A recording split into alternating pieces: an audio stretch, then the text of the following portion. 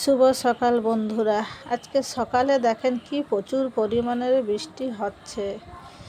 তাই এই বৃষ্টিতে বাচ্চাটাকে স্কুল পাঠাবো না বলে ভাবতেছিলাম। সেই জন্য আজকে বাচ্চাটাকে স্কুল পাঠালাম না, একটু চা চাপিয়ে দিলাম, একটু চা খাবো। তারপরে বাচ্চাটাকে আর উঠালাম না, ঘুমোক, আজকে একটু ছুটি নিয়ে একটু ঘুমোচ্ছে। তারপরে আমি সমস্ত কাজকর্ম সেরে রেডি হচ্ছি, যাব আজকে একটু মন্দিরে। তারপরে মন্দিরে চলে আসলাম।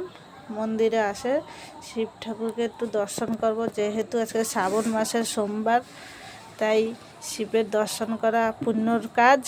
তারপরে আমি চলে যাব, আমার ছেলের আজকে স্কুলে মিটিং আছে, তাই মিটিংয়ে আমি যাওয়ার জন্য আগে শিব দর্শন করলাম। এই যে মিটিংয়ে চলে আসছি, মানে মিটিংয়ে গুরুজি কী বলছে সেই বিষয়তে শুনি। আজকের জন্য আমার ব্লগটা একটু